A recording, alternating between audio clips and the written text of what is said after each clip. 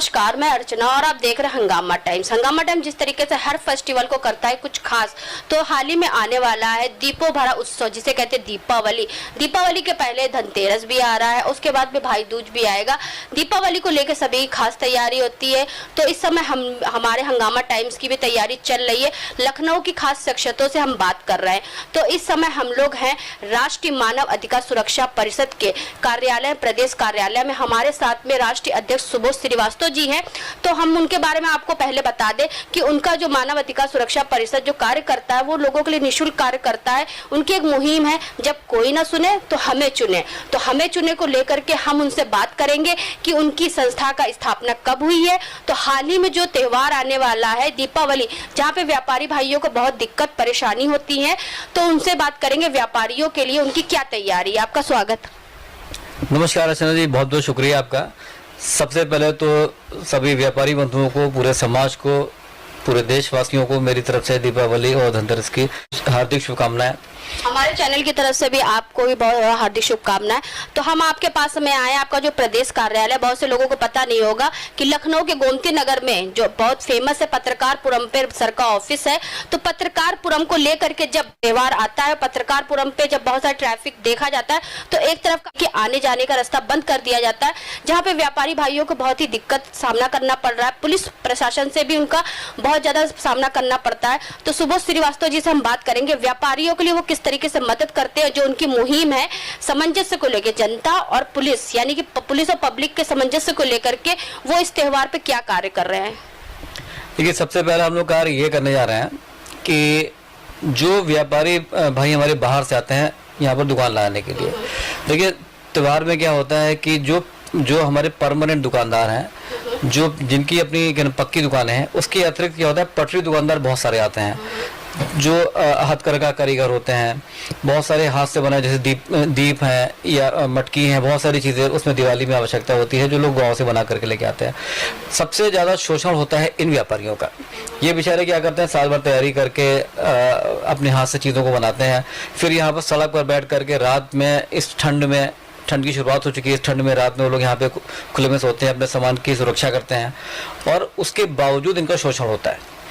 तो हमारी पहली कोशिश ये है कि उनको जागरूक करना और किसी भी प्रकार का अवैध वसूली ना होने पाए, इसके लिए उनको जागरूक करना। इसके लिए हमारी टीम उन व्यापारियों से मिल रही है, उनको इस बात के लिए जागरूक कर रही है, उनको आश्वासन दे रही है कि किसी भी प्रकार की अवैध वसूली किसी को ना दें, क्योंकि सरकार इस तरह का कोई टैक्स नहीं लेती है। इसके अतिरिक्त जो भी व्यक्ति आपके पास में आता है वो आपसे बेवजह की धन उगाही करने आता है। तो हम लोग इस विषय पर उनको जागरूक कर रहे हैं, हमारी टीम लगी हुई है। तो कब से जागरूक करना शुरू कर दिया आप लोगों ने इस एरिया? हम लोग शुरू कर चुके हैं, अभी 1-2 दिन से दुकानें रखना शुरू हुई हैं। कल से हमने शुरुआत कर दी है, कल आज। अब धीमे धीमे जैसे जैसे त्योहार नज़दीक आता जाएगा वैसे वैसे हम लोग अपनी इसमें इंटेंसिटी अपनी बढ़ाते जाएंगे और दुकानदारों को इस बात के लिए जागरूक करेंगे कि किसी भी तरह का कोई अवैध धन आपको नहीं देना है। तो ठीक है, धनतेरस के दिन हम भी आपके साथ चलेंगे पत्रकारपुरम से व्यापारियों से बात करने के लिए कि आखिर आप जो उनको समझा रहे हैं कितना समझ में आ रहा है। तो ये तो रहा आपका दीपावली और धनतेरस को लेकर के जो आप अपने क्षेत्र में तैयारी कर रहे हैं। तो ये बताइए, आपकी संस्था से जुड़ी हुई सवाल हम पूछेंगे कि आपका संस्था का स्थापना कब हुई थी सर? संस्था की स्थापना 4 अक्टूबर 2019 को हुई थी और ये ईश्वर की असीम अनुकंपा है कि इन 3 सालों में हम लोगों ने बहुत तेजी से विस्तार किया है। आज तकरीबन भारतवर्ष के प्रत्येक राज्य में हम लोग उपस्थित हैं। हजारों की तादाद में हमारे पास में स्वयंसेवक हैं जो पूरी तरह से समाज और संस्था के प्रति समर्पित रहते हैं। वो तो हमने देखा है सर, जब कोरोना काल हुआ था तो आपने ऑनलाइन यज्ञ भी करवाया था और कोरोना काल में आपने निःशुल्क जो है शव उठाने के लिए आपने एम्बुलेंस की व्यवस्था भी करी थी। तो अभी एम्बुलेंस की क्या व्यवस्था है सर? देखिए, कोरोना काल में हमारी एम्बुलेंस सेवा थी जिसमें मरीजों के लिए और लाशों के लिए दोनों के लिए हम लोगों ने व्यवस्था करी थी। निःशुल्क कोई भी हमारी गाड़ी कहीं भी ले जा सकता था। फिलहाल अभी हमारी एम्बुलेंस व्यवस्था नहीं है क्योंकि रेगुलर बेसिस पर इसको चलाना मुश्किल है, क्योंकि गाड़ी भी चाहिए उसके लिए परमानेंट, उसके लिए ड्राइवर चाहिए, एक्सपेंसेस आते हैं। फिलहाल अभी हमने एम्बुलेंस व्यवस्था परमानेंट तौर पर बंद कर रखी है। हाँ, किसी को बहुत इमरजेंसी में अगर कोई आवश्यकता होती है तो उसके लिए कहीं ना कहीं से थोड़ी बहुत व्यवस्था करी जा सकती है। और इसमें कोरोना के टाइम पर हम लोगों ने अपनी बहुत सारी सेवाएं दी थी। सिर्फ एम्बुलेंस सेवा ही नहीं थी, एम्बुलेंस के अलावा हम लोग पूरे शहर में सैनिटाइजेशन करवा रहे थे, आपने देखा होगा, आपने शायद हमारी 1-2 जगह पर कवरेज भी करी थी। आपने देखा है सर जी, अब आपने लोहिया में करवाया है, बलरामपुर हॉस्पिटल में करवाया है, और भी कई जगह पे हमने देखा है। अच्छा, इसके अतिरिक्त हम लोगों ने 52 दिन लगातार अपना रसोई चलाई। कोरोना पॉजिटिव मरीजों को हम लोगों ने घर घर खाना पहुंचवाया। इसके अतिरिक्त जिनको भी रक्त की आवश्यकता होती थी, उस समय पे रक्त और प्लाज्मा की बहुत दिक्कत चल रही थी, हम लोगों को रक्त उपलब्ध करा रहे थे। जितनी लावारिस लाशें लोग वहां पर छोड़ के भाग रहे थे, उन सभी का हम लोग अंतिम संस्कार करा रहे थे। अच्छा, लावारिस शवों का अंतिम संस्कार की प्रक्रिया हमारी आज भी जारी है। हमने अभी भी देखा था कि आपने कई लावारिस लाशों का अंतिम संस्कार करवाया है। हाँ। तो इसमें हम लोग क्या करते हैं कि ये काम वैसे देखा जाए तो पुलिस का है, पुलिस प्रशासन का है। हमने डीजीपी साहब को, हमने लखनऊ के कमिश्नर साहब को हमने लिख करके दिया कि यदि कहीं कोई लावारिस लाश मिलती है तो आप हमको उसके बारे में सूचना दीजिए। हमारी टीम जाएगी, लाश को उठाना जलवाना ही हमारा रोज का काम है। औसतन 1 से 2 लाश प्रतिदिन हमारे पास में आ जाती हैं। ये सेवा हमारे साइड से निःशुल्क है और मैं जब तक जीवित हूँ तब तक ये सेवा निरंतर जारी रहेगी। तो सर, लखनऊ में तो हमें आपका पता ही है कि आपका यहाँ का राष्ट्रीय कार्यालय, प्रदेश कार्यालय यहाँ पे है, और उत्तर प्रदेश में और किन किन जिलों में अभी आपके कार्यालय की स्थापना हो चुकी है, और पूरे देश में कहाँ कहाँ भी कार्य कर रहा है आपका? देखिए, जहाँ तक कार्य की बात है, वो कार्य तो पूरे हिंदुस्तान में हमारा चल रहा है। ऐसा कोई प्रदेश नहीं है। आप केरल से शुरू हो जाइए, ऊपर आसाम, बंगाल तक आ जाइए, सब जगह हम लोग हैं। इवन कि जो ऊपर पूर्वोत्तर के हमारे राज्य हैं, मेघालय, मिजोरम, हम लोग वहाँ तक भी हैं। और रही बात कि कहाँ कहाँ पर हमारे कार्यालय हैं, उत्तर प्रदेश में लखनऊ के अतिरिक्त अभी हमने कार्यालय अपने वाराणसी में बनाया है। अगली हमारी योजना ये है कि हम लोग एक ऑफिस बिहार में, पटना में बनाएंगे, क्योंकि बिहार में हमारी बहुत अच्छी टीम है, बहुत समर्पित कार्यकर्ता है, जो समाज के हित में बहुत अच्छा काम कर रहे हैं। इसके अतिरिक्त हमारी योजना ये है कि हम हर प्रदेश की राजधानी में एक अपना ऑफिस बनाएं, जिससे क्या होगा कि कम से कम उस प्रदेश के लोगों को हम वहां पर सहायता उपलब्ध करा सकेंगे। हमारी योजना के अंतर्गत हम लोग ये चाहते हैं कि हमारा कार्यालय ऐसा हो कि जिसमें हमारी लीगल टीम वहां पर, हमारे जो वॉलेंटियर्स हैं वो, प्लस हमारे जो एम्प्लॉइज हैं, जो हमारे कर्मचारी हैं, उनके सबके वहां पर बैठने की व्यवस्था हो। तो थोड़ा हमको कार्यालय वृहद स्तर पे हमको बड़ा चाहिए होता है, तो उस स्तर पर हम लोग काम कर रहे हैं। तो हाल ही में हमने सुना है कि आप लोग अपना स्थापना दिवस भी मनाने जा रहे हैं, तो थोड़ा उसके बारे में बताइए।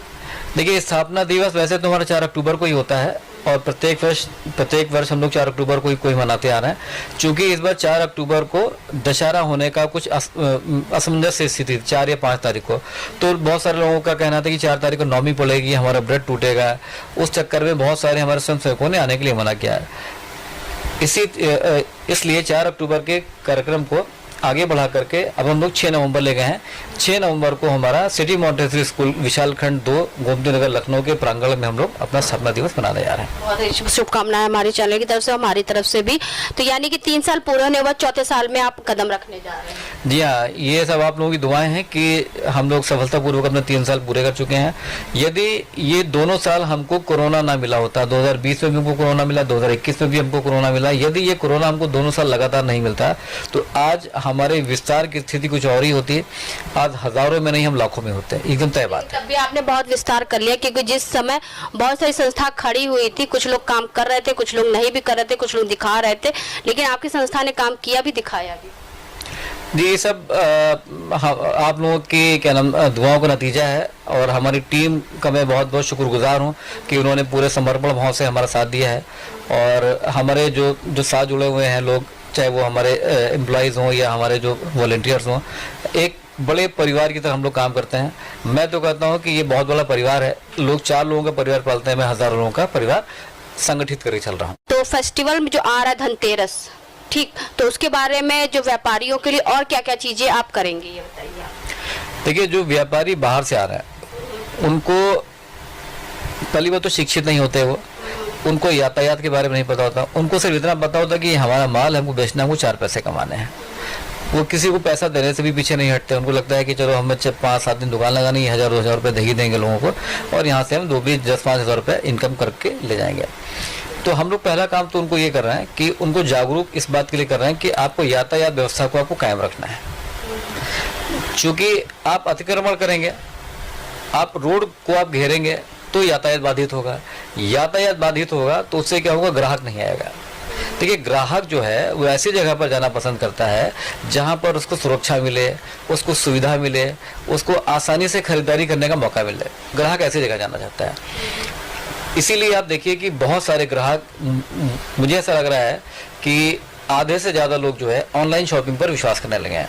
कोई धक्के मुक्के नहीं खाना चाहता है, कोई अपनी गाड़ी भीड़ में नहीं लेके जाना चाहता है, पार्किंग की जगह नहीं मिलती है, क्योंकि जो पार्किंग की जगह है वहाँ पर लोगों ने अवैध कब्जे कर रखे हैं, आपने अतिक्रमण कर रखा है। कोई ग्राहक अपनी गाड़ी कहाँ लगाएगा? यदि आप अपने ग्राहक को सुविधा नहीं देंगे तो ग्राहक आपकी दुकान पर कैसे और क्यों आएगा? और साथ में एक समस्या और होती है, चोरी की भी होती है कि लोगों की पॉकेट भी लोग मार लेते हैं, पर्स से पैसा भी निकाल लेते हैं। इस प्रकार की समस्या रहती है। तो उसके लिए हम लोग उनको जागरूक कर रहे हैं कि आप अपने ग्राहक को कम से कम गाड़ी खड़ी करने की आप जगह दीजिए, स्पेस दीजिए। आप इस बात के लिए उनको जागरूक कर रहे हैं। और हमारा जो सबसे मेन फोकस है वो ये है, देखिए जो राष्ट्रीय मानवाधिकार सुरक्षा परिषद है, इसका जो व्यापार प्रकोष्ठ है उसका नाम है व्यापारी अधिकार मंच। इसके अंतर्गत हम लोग लोगों को ये बता रहे हैं कि किस तरह से आप ऑनलाइन शॉपिंग बंद कीजिए। ये खत्म नहीं हो सकती है, क्योंकि इससे सरकार को फायदा है, सरकार को इससे जीएसटी पूरा मिलता है। हम लोग व्यापारियों को इस बात के लिए जागरूक कर रहे हैं कि आप नंबर 1 में काम कीजिए, आप अपना जीएसटी में रजिस्ट्रेशन कराइए, आप सरकार को टैक्स दीजिए, आप सरकार को इनकम टैक्स दीजिए आप, और आप जो है ऑनलाइन शॉपिंग बंद कीजिए। आप देखिए हम ही ग्राहक हैं और हम ही दुकानदार हैं। मान लीजिए कि आपकी कपड़े की दुकान है, तो जूते की दुकान पर आप ग्राहक हैं, ज्वेलरी की दुकान पर आप ग्राहक हैं, राशन की दुकान पर आप ग्राहक हैं। कपड़े वाला सोचता है कि मैं कपड़े तो ऑनलाइन नहीं खरीदूंगा, लेकिन बाकी सब ऑनलाइन खरीदूंगा मैं। तो आप अपने व्यापार के साथ साथ दूसरे व्यापारियों का भी आप ध्यान रखिए। इस तरह से क्या होगा, धीमे धीमे करके ऑनलाइन शॉपिंग बंद तो खैर नहीं हो सकती 100%, हाँ काफी हद तक कम हो जाएगी। धीरे धीरे करके जैसे शुरू हुई, धीरे धीरे करके खत्म भी हो जाएगा। उससे क्या होगा, धीमे धीमे करके आपके बाजार में फिर वही रौनक लौटेंगी, हजारों लोग आपको मार्केट में मिलेंगे। उसके लिए सबसे पहले हमको क्या करना पड़ेगा, अतिक्रमण छोड़ना पड़ेगा, हमको पंजीकृत हमको व्यापार करना पड़ेगा, और हमको अपने ग्राहक के लिए बढ़िया सी पार्किंग व्यवस्था हमको करनी पड़ेगी, तभी ग्राहक आएगा बाहर, अन्यथा नहीं आने वाला। हम लोग इसके ऊपर काम कर रहे हैं। चलिए ठीक है। तो सर, तो ये तो आपके राष्ट्रीय मानवाधिकार सुरक्षा परिषद से जुड़े हुए कुछ सवाल हो गए। आप चलते चलते सभी देशवासियों को दीपावली, धनतेरस की क्या शुभकामनाएं देना चाहेंगे? मेरी तरफ से सभी देशवासियों को, सभी व्यापारी बंधुओं को राष्ट्रीय मानवाधिकार सुरक्षा परिषद एवं व्यापारी अधिकार मंच की तरफ से बहुत ढेर सारी शुभकामनाएं। धनतेरस की बहुत ढेर सारी शुभकामनाएं। बहुत बहुत धन्यवाद।